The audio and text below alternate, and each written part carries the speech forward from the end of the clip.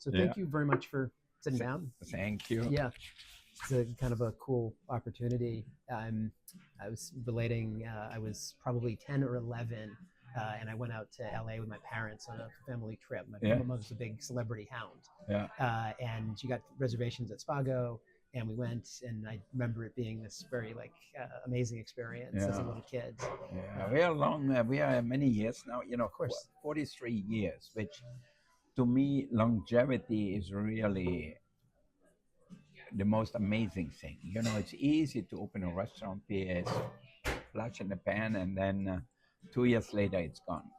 But to build a clientele who is really coming back and feel like it's part of their life, the restaurant becomes part of their life. That's really hard to do because you want to make the customers feel good when they leave. So each time the guests leave, even if sometimes maybe the food might not be as good, maybe the waiter is not as good, but you have to make the guests feel good no matter what. Yeah. What are the building blocks of that? And I think for us, really, food is just part of the equation. Mm-hmm. Hospitality is how you make them feel. So that's more important than anything. Really, the food could be a plain good steak if you buy good qualities. If you go to the farmer's market, buy good tomatoes, when they're in season instead of serving them in the winter time, maybe, then you don't need much. A little salt, some olive oil, a little pepper if you like it, maybe some cheese or nothing else, or maybe some onions, or basil, it will taste great. So I think that's really simple.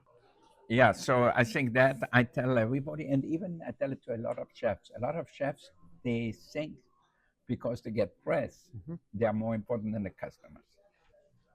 And they take an air and think, look how I am. I got 3 pages in a magazine. I was on television and everything. But at the end, we are here to make the guests happy. And when I was young, I cooked the way I wanted, and I did not change a Mm-hmm. thing. If somebody wanted the sauce on the side, I said no. The dish comes that way. That's the way it is. But the people didn't come back then. They were not happy because all they wanted was the sauce on the side. So Mm-hmm. finally, when I went into business for myself, I said, you know what? If I say no to them, they might not be go home happy. Even if what they ate was okay, Mm-hmm. maybe, but they don't. It doesn't make you feel good. If you want something, they say no. So I decided no is not an answer, and we always have to find a Mm-hmm. way to say, okay, we don't have this, but you can have it this way, or you can have that. So Really interesting. Really interesting. So, for a lot of restaurants, I mean, DC, like a lot of cities, is facing pressure on the restaurant business. There's always, always challenges. That journey of creating that sort of love, that place in the family that you're describing. yeah.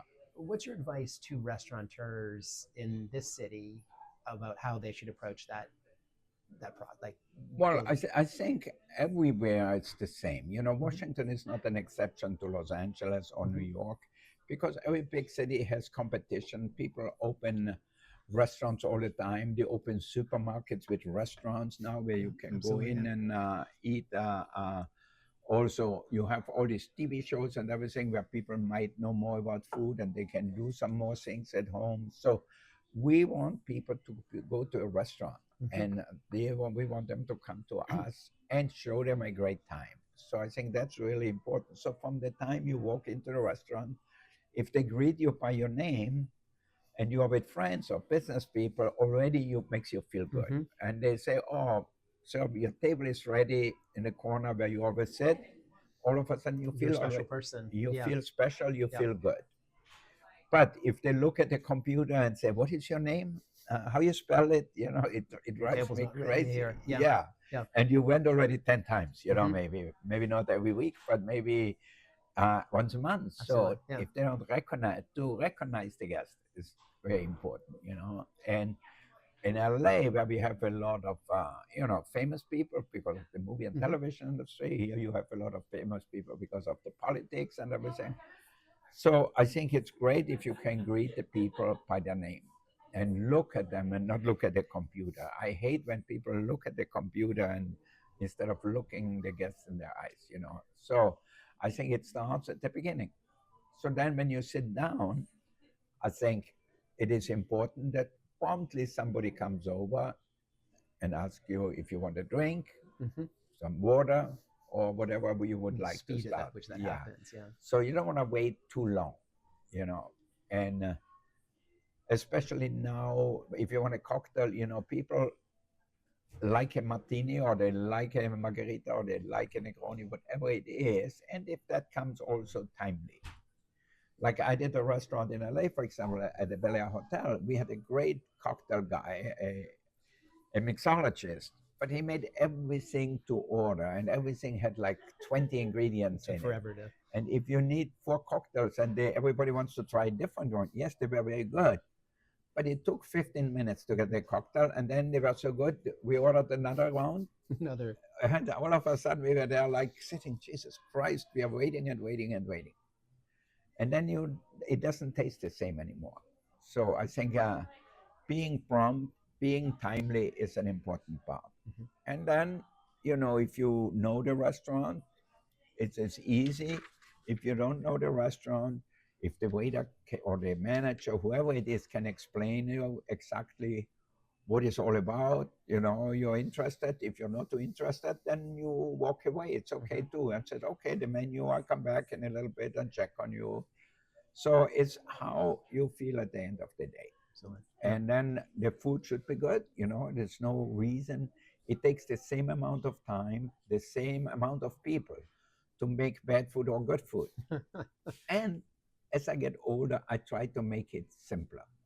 You know, there is a time where you have a little flour, a little herb, a little this, and a little dot of this, a little dot of that. So it makes it complicated, but it takes time to do that. So if you do 4 plates like that, it takes forever. So the Mhm. food is cold. I like hot food hot, cold food cold. So to me, to keep it simple and have the best quality, people will go back all the time. If it's too fussy, many times at night you actually don't see what you put on the plate, all the little things. You don't even know It's what just it is in the because room. It's just yeah, with the yeah, lighting. Yeah. yeah, because it's not an operating table in the dining room. So you don't see all the little nuances. Yeah, it might look beautiful in the Mhm. kitchen, but the guests don't Once know. it goes to the past, It it's goes yeah, it it's goes yeah, away because yeah. it's dark. The ambiance is not Mhm. like that. So I think to keep the hot food hot and keep it the best quality, then you don't need a lot of stuff. Mhm. And when I was young, I always said the more things I could put on a plate, the more garnishes and everything, the More more winning. important I felt as a chef. Now I said, Simplify it. the least I can put on it, I mean, from the main Mhm. thing away, the better it is. If you have just a one shrimp and it's a great shrimp and you cook it perfectly and have a little pool of sauce next to it, you don't need much more. Love it. Love it.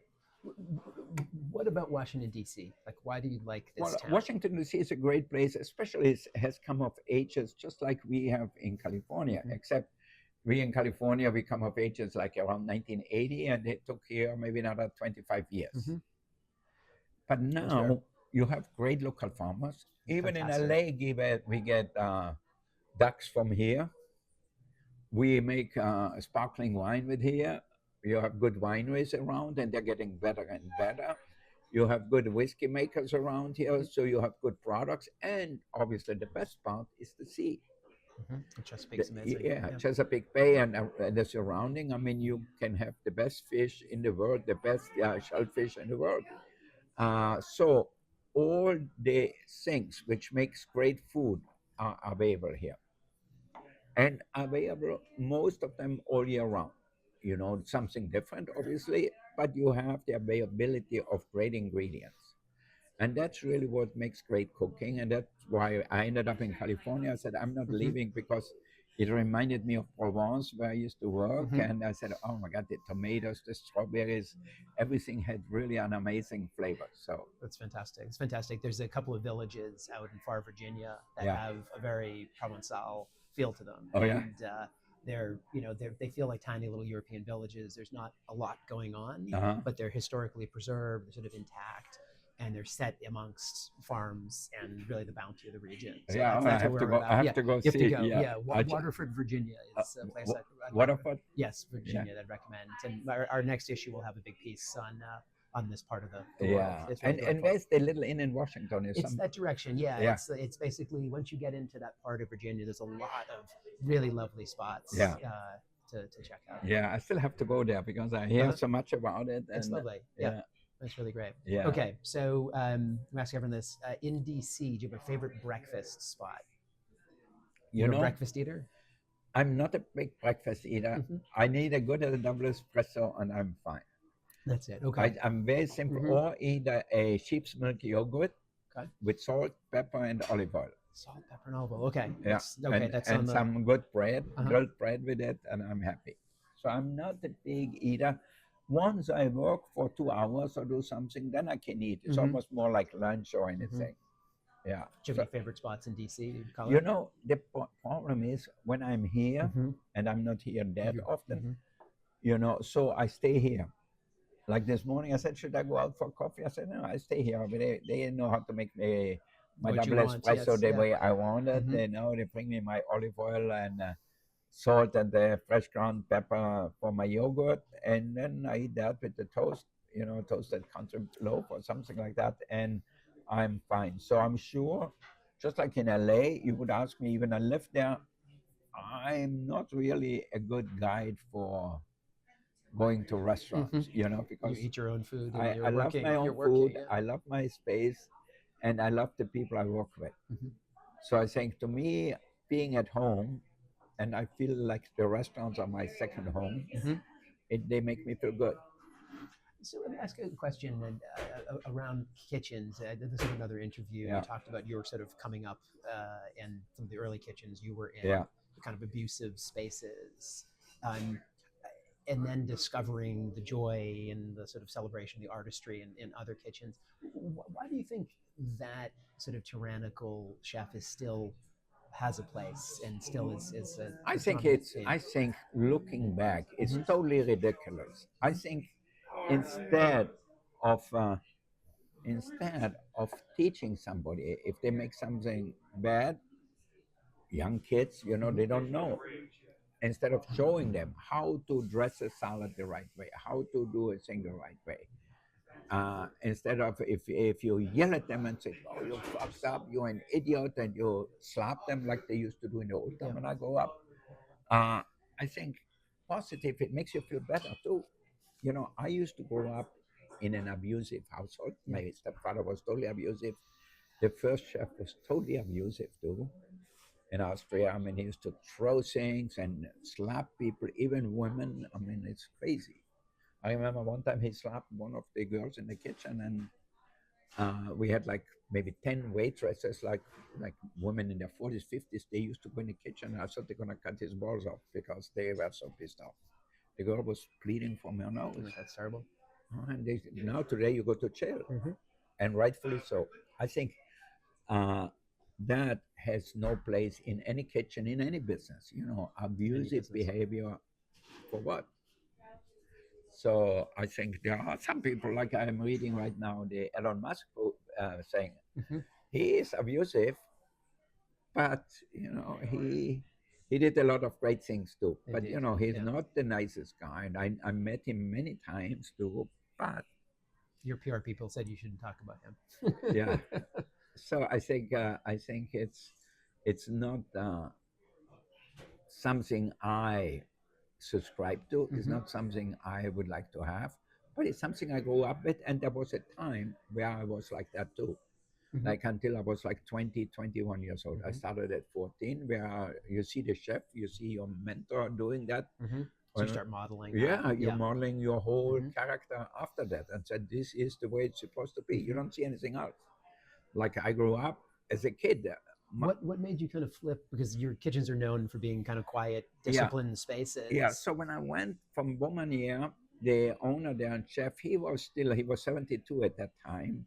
Like when something wasn't the way he wanted, he used to throw it. He didn't hit anybody, but Hmm. like I remember one time, uh, we were making a pentadoum with a moral sauce, with Hmm. a guinea hen with the moral sauce, a small one, and it came in a little silver casserole. He touched the thing, and it wasn't hot Wasn't hot enough. enough. he threw it on the other side of the piano, and at some not somebody, but it slid over and flew on the floor and everything. into the front of the house. No, Oh, not in the okay. front, Oh, but on yeah. the other side of the stove. Okay. And I yelled at him, "Oh, it's not hot enough, not this and that." So I think he was probably the last one. So after that, I went to Maxime's in Paris, and there was also a three-star Hmm. restaurant. The Boumanier was also a three-star restaurant.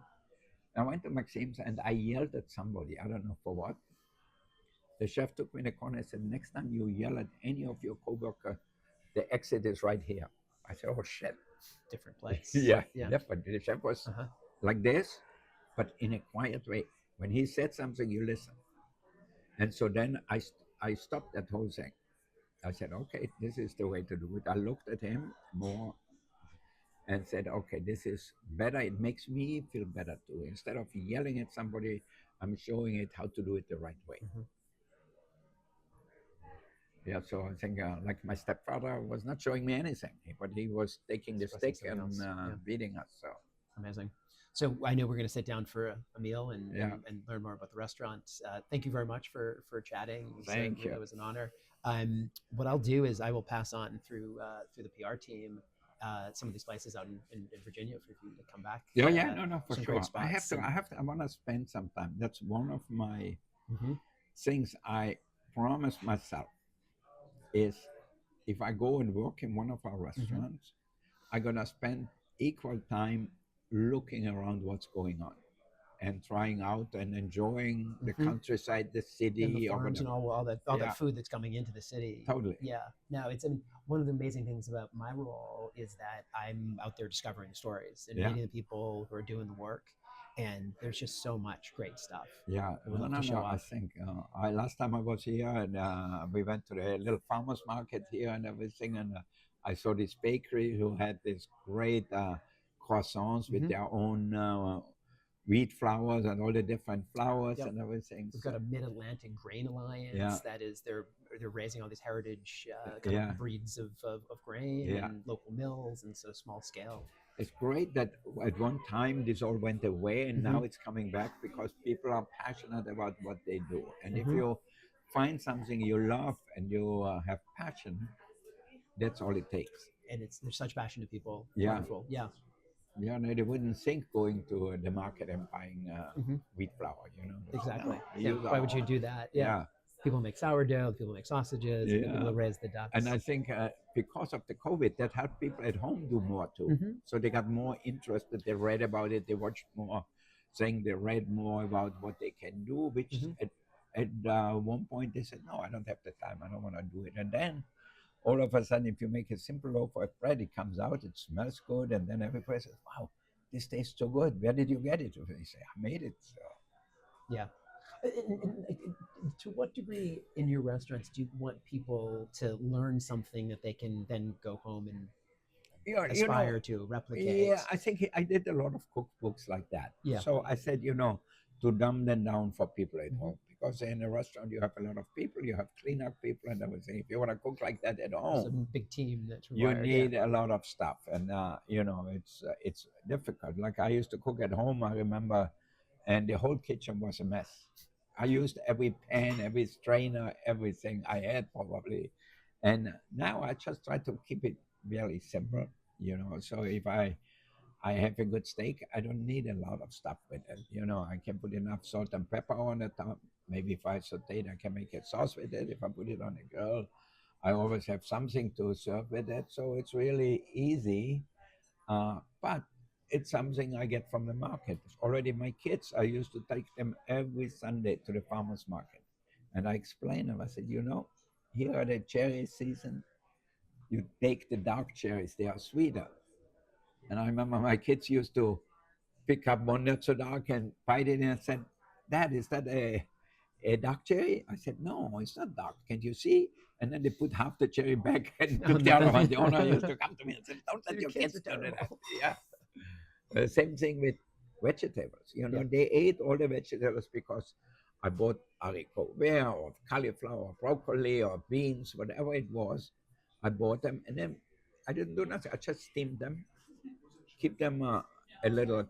crispy, a little croquant, and then put olive oil and some good sea salt on top, and that was it. Beautiful. Yeah. Yeah, Beautiful and and the simple. kids ate the broccoli. Hmm. If the housekeeper cooked for them, I was out of town.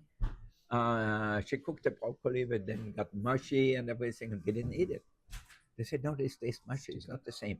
So they, already with the children, it starts with the kids. Hmm. How we really train them, how we show them what is good. You know, if you eat Big Macs and French fries, they will do the same thing. If Hmm. you eat hot dogs, they will do the same thing. But now, like my son, we were just in Paris for his last spring break. He's Nice. graduating from high school, and he has such an appreciation now for food. Like we were in south of France at Beaumanier, where I used to Hmm. work. Now the grandson is running That's the incredible. restaurant. Wow, what a arc of Yeah, yeah. and they had the. I explained him of the leg of lamb we used to serve like 50 years ago, and they still do it now. It's a leg for two people, Hmm. and he tasted it and I said, "This is amazing. I know now why you are still talking about it after 50 years." He said, "For me, I That's have never beautiful. had That's lamb really like that." beautiful. Yeah, Yeah, that's beautiful. yeah. So, but if you teach them to appreciate what the earth gives us, Hmm. and not to So be much. wasteful, to eat it, eat not too much, I think the world will be okay then.